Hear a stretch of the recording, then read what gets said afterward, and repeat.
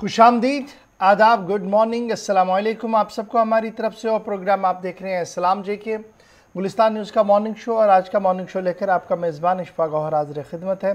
सामीन नाज़रीन, आज की अहम तरीन नशियात में जहां हम बात सबसे पहले अफ़गानिस्तान की करेंगे, क्योंकि अफ़गानिस्तान की मौजूदा सूरत हाल में अब हर पल एक नया मोड़ आ रहा है और इनखला का वक्त जो हद मुकर्रर थी वो नज़दीक आ रही है। उससे पहले क्या कुछ वहाँ पर चल रहा है और तालिबान की तरफ से एक अहम तरीन बयान दिया गया, उस बयान को डिप्लोमेटिक एंगल पर कैसे लिया जा रहा है और क्यों वो बयान इस वक्त अहम माना जा रहा है, इस पर गुफ्तगू करेंगे।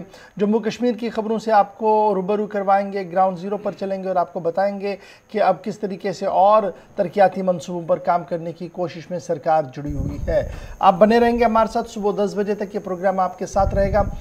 9:40 पर हस्बे वादा कोशिश करेंगे कि हमारी फ़ोन लाइन्स खुल पाएँ, आपके साथ बात हो पाए और आप अपने मसाइल हुकूमत तक पहुँचा सके। आज इस प्रोग्राम को आप तक पहुँचाने के लिए मेरे साथ ताउन कर रहे हैं आसिफ रशीद। मैं हूं आपके साथ आसिफ रशीद। बहुत बहुत शुक्रिया आप सभी का हमारे साथ ज्वाइन करने के लिए। प्रोग्राम का आगाज करेंगे, इससे पहले हम खबरों की तरफ जाएं तो फॉर्मेट के मुताबिक सबसे पहले आज के दिन के हवाले से बात करते हैं। 30 अगस्त क्यों ज़रूरी है और कुछ अहम वाक़यात मुल्क की तारीख में और दीगर कुछ मामलात भी।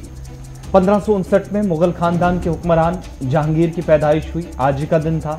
1659 में दारा शिकोह को अपने वालिद का तख्त संभालने पर फांसी दे दी गई, औरंगज़ेब पर इल्ज़ाम लगा उनकी मौत का।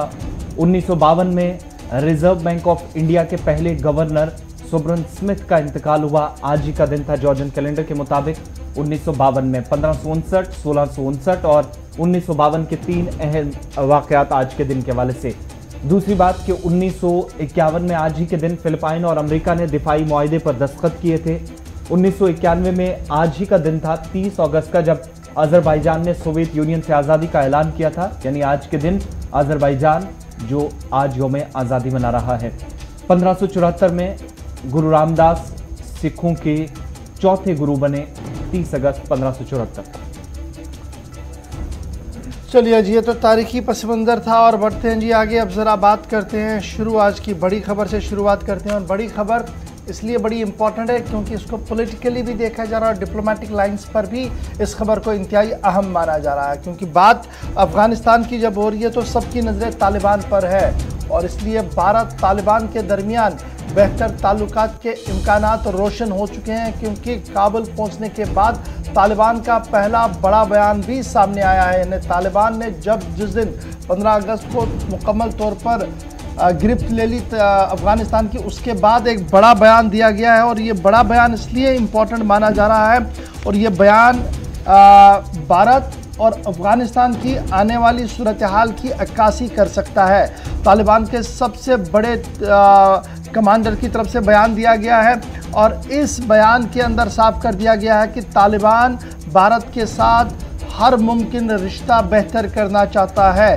सहर मोहम्मद अब्बास जो डिप्टी हेड है तालिबान के और दोहा के अंदर मौजूद हैं, उनकी तरफ से पश्तो के अंदर तकरीबन 40-45 मिनट का एक वीडियो नशर किया गया है। और ये वीडियो नशर किया गया सोशल मीडिया प्लेटफॉर्म के साथ साथ अफ़गानिस्तान का जो मिली टेलीविज़न है वहाँ पर इसको नशर किया गया है। और उस दौरान उस 45 मिनट की बात के दौरान उन्होंने इस बात की वजाहत कर दी है कि किस तरीके से भारत के साथ वो रिश्ते बेहतर करना चाहते हैं। यानी जिस तरीके से पाकिस्तान के साथ वो रिश्ता बेहतर करना चाहते हैं, इसी तरीके से तिजारत हो, सकाफत हो और दीगर मामलात हो, वो सारी चीज़ें जो है वो भारत के साथ बेहतरी के साथ आगे बढ़ना चाहती हैं। और ये बयान कब आया है? जब अक़वाम मुत्तहिदा सिक्योरिटी काउंसिल के अंदर 1 महीने की सदारत भारत के पास थी अगस्त के महीने में, और उसमें उस रेफरेंस को ड्रॉप कर दिया गया, उस पैराग्राफ को ड्रॉप कर दिया गया जिससे अफ़गानी लोगों और मुल्क दुनिया भर के लोगों को कहा गया था कि तालिबान की मदद ना की जाए,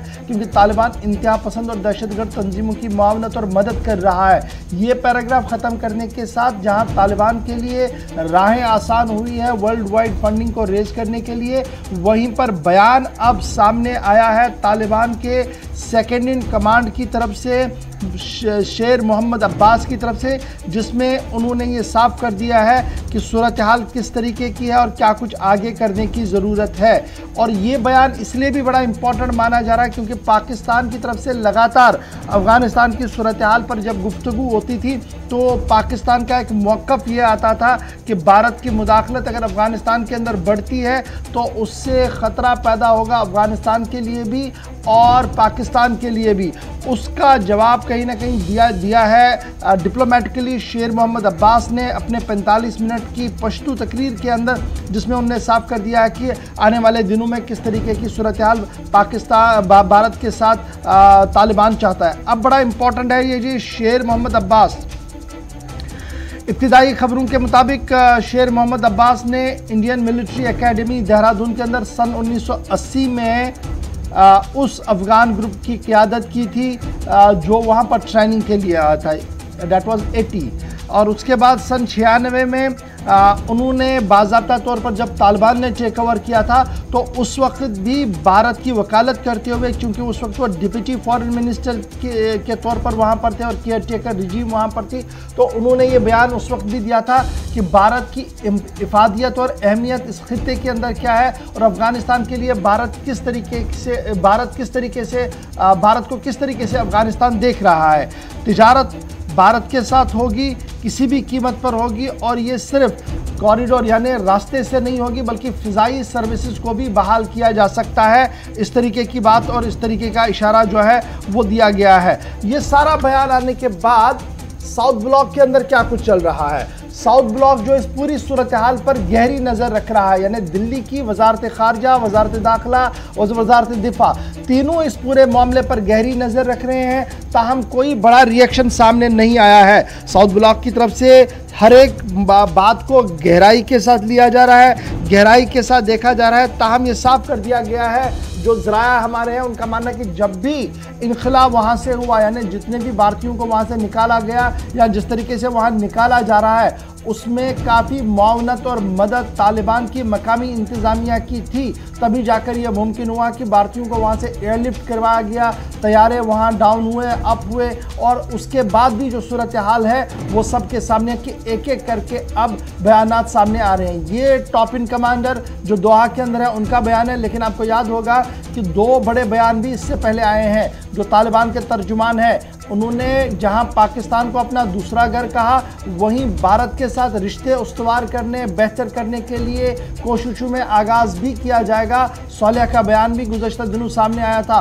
उससे पहले ज़बीउल्लाह मुजाहिद का बयान भी आपके सामने है, जिसमें उन्होंने कहा था कि इस पूरे खित्ते के अंदर जहां भारत और पाकिस्तान को बैठकर अपने मसाइल को हल करना होगा, वहीं पर अफ़गानिस्तान की सरजमीन को किसी भी तरीके से इस्तेमाल करने की इजाज़त किसी को नहीं होगी। तो ये बड़ा बयान माना जा रहा है जो तालिबान के सबसे बड़े लीडर शेर मोहम्मद अब्बास की तरफ से दिया गया है, और ये बयान डिप्लोमेटिक लाइंस में काफ़ी बड़ी डेवलपमेंट मानी जा रही है। जी आसिफ, चलिए अफगानिस्तान के हवाले से अब आपको मजीद अपडेट्स करते हैं, चूंकि इसके बाद दीगर रॉकेट हमलों की इतलात मौसूल हो रही हैं। थोड़ी देर में एक और बड़ा अपडेट बताएंगे, लेकिन इस बीच बड़ी खबर जो इस वक्त अफगानिस्तान से है, जहां पर अब दाइश के खुदकुश बमबार जो कार ब्लास्ट बम ब्लास्ट करने वाले लोग हैं या फिर ऐसे लोगों को जो नुकसान पहुंचाना चाहते हैं अमेरिका को, उनको निशाना बनाया जा रहा है। 4 बच्चों समेत 6 अफराद की मौत हो चुकी है। जो गुज़श्ता शाम धमाका हुआ, 4 जख्मी हुए हैं, रॉकेट हमला हुआ और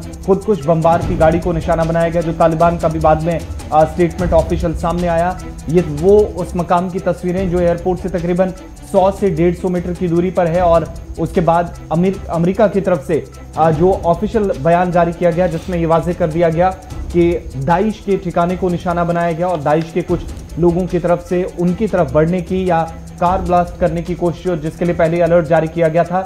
इस हिस्से के अंदर एक बार फिर यानी हाइड आउट का लफ्ज़ इस्तेमाल किया गया है कि जहां पर दाइश के कुछ जंगजू मौजूद थे जिनको हलाक किया गया है इस रॉकेट हमले में। सुबह सुबह एक और हमले की खबर सामने आ रही है, लेकिन ये रात की तस्वीरें, जिसके बाद अफरा तफरी इस इलाके के अंदर और अलर्ट दोबारा से काबुल एयरपोर्ट के आसपास जारी किया गया है। इसके साथ साथ अब इस रॉकेट हमले या इस ड्रोन हमले के बाद क्या सूरत हाल है। तालिबान का मानना है कि जिस तरीके का हमला किया गया है जी, हम इससे मुतमईन हैं कि दाइश के लोग, ISIS खुरासा के लोग जो थे वो एयरपोर्ट की ओर आना चाहते थे और वो मारे गए हैं। लेकिन CNN की खबर जो है वो कुछ इस तरीके से है जी, इस हमले के अंदर बच्चे मारे गए हैं और एक ही घर के कई बच्चे और अफराद जो है वो मारे गए हैं और ये मिसमैच हो गया है जी। ये CNN की रिपोर्ट है और ख़बर जो है जिस तरीके की खबर जो है आई है।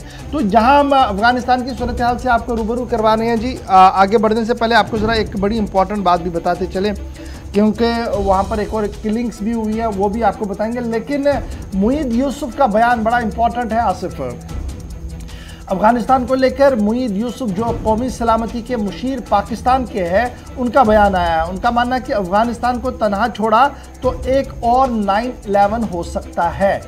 तनहा छोड़ा तो एक और 9/11 हो सकता है। अब ये तनहा छोड़ने वाली बात जो है ये शायद तालिबान के गले नहीं उतरेगी, क्योंकि तालिबान अपने बलबूते पर वहाँ पर हुकूमत बनाना चाहता है। वज़ीर-ए-आज़म पाकिस्तान इमरान खान के कौमी सलामती के मुशीर डॉक्टर मुईद यूसुफ ने कहा है कि अफगानिस्तान को तनहा ना छोड़ा जाए। वर्ल्ड कम्युनिटी से उनकी अपील आई है। गैर मुल्की टेलीविज़न को एक इंटरव्यू के दौरान उन्होंने कहा कि पाकिस्तान अब तक तालिबान को तस्लीम नहीं कर चुका है। ये बड़ा इंपॉर्टेंट है कि टॉक्स हो रहे हैं जी, बातचीत हो रही है, टेबल टॉक हो रही हैं, उनके लोग भी आ रहे हैं, लेकिन ऑफिशियली अभी उन्हें रिकॉग्नाइजेशन पाकिस्तान की तरफ से नहीं दी गई है, क्योंकि वेट एंड वॉच का मामला वहाँ पर भी है। आलमी बरादरी सिक्योरिटी का जो खिला वहाँ पर पैदा हो रहा है, इससे निपटने के लिए तालिबान के साथ राब्ता करें। ये मुझे लगता है कि बड़ी इंपॉर्टेंट बात है। और जिस तरीके से अब 31 तारीख नज़दीक आ रही है, यानी उसके बाद आपको अमरीकी फ़ौजी शायद वहाँ पर ना दिखें, और बड़ा सवाल ये है कि international Hamid Karzai international airport का क्या होगा, वहाँ पर परवाज़ें किस तरीके से आएंगी और क्या कुछ चलेगा। अगरचे तालिबान ने इस पर एक जामिया खाका ज़रूर खींचा है, लेकिन ये माना जा रहा है कि आज या कल तक वो सामने आएगा कि इंटरीम हुकूमत के साथ साथ ये अंदरूनी मामला कैसे चलाए जाएंगे। लेकिन बात यहाँ पर सही है। लेकिन इसके साथ साथ जी मैं ज़रा एक और बात भी आपके साथ शेयर करते चलूँ जो बड़ी इंपॉर्टेंट मुझे लग रही है, कि मुईद यूसुफ के साथ जो एक और मामला इस वक्त बड़ी अहम बात सामने आ रही है कि 31 अगस्त के बाद, ये डेवलपमेंट बड़ी इंपॉर्टेंट है अपने नाज़रीन के लिए जो अफगानिस्तान की सूरत हाल में दिलचस्पी रखते हैं। 31 अगस्त डेडलाइन है दोहा एग्रीमेंट के हिसाब से, जब अमरीकी फ़ौजी और उनके इत्तेहादी फ़ौजी को चले जाना है, गैर मुल्की फ़ौजियाँ वहाँ नहीं रुकेंगी, और उसके बाद मुकम्मल तौर पर कंट्रोल जो है वो तालिबान के हाथ में चला जाएगा, चाहे वो खारजी मामला हो या दाखिली मामला हो। लेकिन तालिबान ने कल अपनी एक और मशावरत के दौरान वर्ल्ड कम्युनिटी को एक और एश्योरेंस दी है कि लोगों को 31 अगस्त के बाद भी अफ़गानिस्तान छोड़ने की इजाज़त होगी। ये एक बड़ी डेवलपमेंट है जी जो कल रात देर गई हुई है। तालिबान के जो बड़े लीडर्स हैं उन्होंने इस बात का इशारा दिया है कि 31 अगस्त के बाद भी वो मुल्क छोड़ सकते हैं। इस तरीके की यकीन दहानी कराई गई है, यानी अमरीकी फ़ौजी चले जाएं, उसके बाद भी जो लोग जाना चाहते हैं अफगानिस्तान से उनके लिए जी जाने की इजाज़त होगी। और अब ये देख लीजिए आपके टीवी पर एक और बड़ी खबर आ चुकी है। बिल्कुल, एक सुबह एक और जो धमाका थोड़ी देर पहले हमने कहा था कि एयरपोर्ट के करीब काबुल में रॉकेट हमला हुआ है। मुख्तलिफ मीडिया रिपोर्ट्स आ रही हैं, कुछ लोग कह रहे हैं कि इसमें 12 लोगों की मौत हुई है, जो दाइश के कमांडर से, जो सुसाइड बॉम्बर से, जिनको टारगेट फिक्स करके अब अमेरिकन फोर्सेज की तरफ से इस वक्त निशाना बनाया जा रहा है। और जो तालिबान है या अमेरिका की तरफ से इस पर फिलहाल तो कोई अभी तक जुबान नहीं खोली गई है, लेकिन पिछले 10 घंटों के दौरान ये दूसरा ऐसा हमला है जहां पर दाइश की कमर तोड़ने की खास तौर से बात की जा रही है एयरपोर्ट के आसपास के अहाते में, जहां ये माना जा रहा है कि मजीद स्लीपर सेल्स या वो तमाम लोग जो सुसाइड बॉम्बर्स हैं अगले 12-24 घंटों के दौरान अटैक कर सकते हैं। चूँकि कल आखिरी दिन है और आज के दिन में जितना इनखला होगा उसे यकीनी बनाने की कोशिशें अमेरिका की तरफ से की जा रही हैं।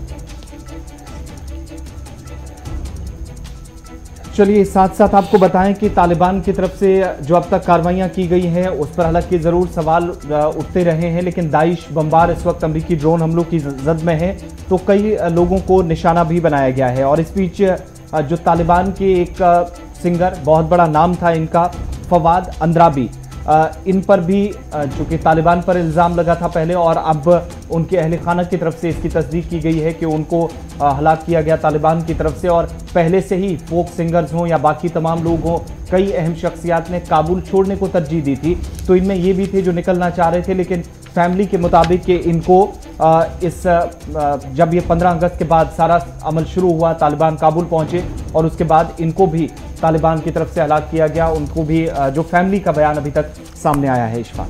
फवाद अंद्राबी के मुताबिक जो तकरीबन काबुल से 100 किलोमीटर की दूरी पर रह रहे थे, उनका मानना था कि तालिबान के मकामी कमांडर पहले उनके पास आए, उनसे बातचीत की और उसके बाद अचानक से उन्हें हलाक किया गया। उनके बेटे का बयान जो है वो सामने आया। इधर तालिबान के तर्जुमान ज़बीहुल्लाह मुजाहिद की तरफ से ये साफ कर दिया गया है कि अगर ये वाक़या सही है और तालिबानी कमांडर्स की तरफ से गोली चलाई गई है तो इसकी ज़रूर तहकीकात होगी। अब ये जो मामला है ये कंट्रोवर्शियल जोन के अंदर हुआ है, क्योंकि ये मामला अभी ये जो इलाका है ये मुकम्मल तौर पर अभी न तो तालिबान के हाथ में है और ना ही मुकम्मल तौर पर ये अभी उनके हाथ से चला गया, यानी 50-50 है। वहाँ पर नॉर्दर्न अलायंस का भी रूल है और तालिबान की भी पकड़ जो है कुछ सूबों के अंदर, कुछ डिस्ट्रिक्ट के अंदर जो है वो पाई जा रही है। फिलहाल तालिबान के अंदर तालिबान पर यह इल्ज़ाम है कि फवाद अंद्राबी जो मशहूर मारूफ कलाकार थे अफ़गानिस्तान के, उनको गोली मारकर हलाक कर दिया गया। उनके बेटे की तरफ से यह दावा पेश कर दिया गया है और तालिबान ने इसकी तहकीकात का यकीन दिलाया है। बढ़ते हैं जी आगे। अब ज़रा एक और बड़ी बात भी आपको बताते चलें और फिर यमन का भी हमने रुख करना और आपको बताना कि यमन की सूरत हाल भी ज़्यादा बेहतर नहीं है, वहाँ पर भी पुश्तखून जारी है। जी आसिफ, बात ज़बीहुल्लाह मुजाहिद के हवाले से 2-3 अहम बयान हैं। एक तो पहले हमने आपको बताया कि अफगानियों को 31 के बाद भी कोई भी अगर यहाँ से बाहर जाना चाहेगा तो कानूनी लवाजमात पूरी करने के बाद उनको बाहर जाने की इजाज़त होगी।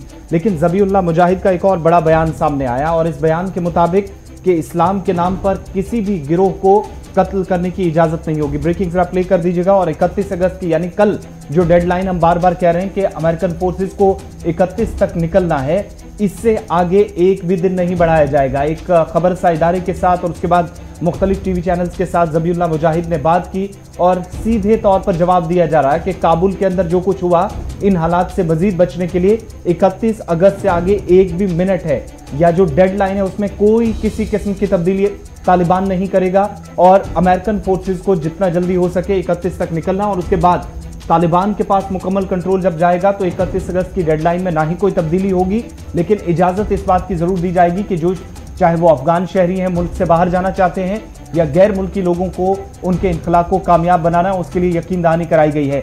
ज़बीहुल्लाह मुजाहिद के मुताबिक काबुल एयरपोर्ट के करीब धमाके की तहकीकात की जाएगी और हम अफगानिस्तान के अंदर अमन व इस्तेकाम चाहते हैं। जो तबाही इन दिनों एयरपोर्ट के आसपास देखी गई है उससे बचने के लिए हम इनखला जल्द चाहते हैं, जितना जल्दी हो सके। और इसलिए उन्होंने वाज़ेह अल्फाज में कह दिया है कि कल यानी 31 अगस्त आखिरी तारीख है, डेडलाइन में तोसी नहीं की जाएगी। अमेरिकन फोर्सेस को अपनी तय डेडलाइन या जो मुकर्रर किया गया दिन है उसके मुताबिक निकलना होगा, उसमें कोई भी तब्दीली नहीं आएगी।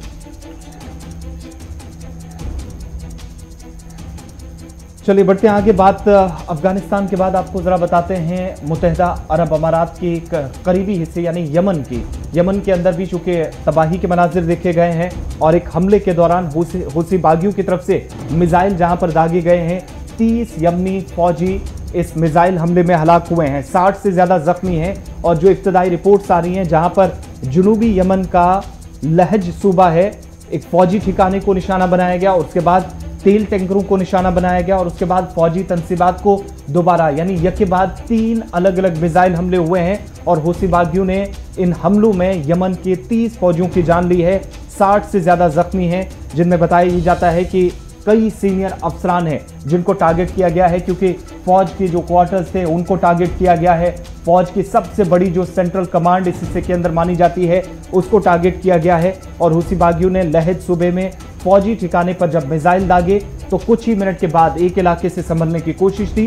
दूसरी तरफ ऑयल टैंकर्स को निशाना बनाया गया, यहाँ पर भी शदीद नुकसान की इतलात मौसूल हुई हैं। लेकिन ये जो 60 की 60 हलाकतें हैं ये सब एक फौजी ठिकाने के अंदर, जिनमें 12 से ज़्यादा सीनियर अफसरान शामिल हैं, इस तरह की इतलात मौसूल हो रही हैं।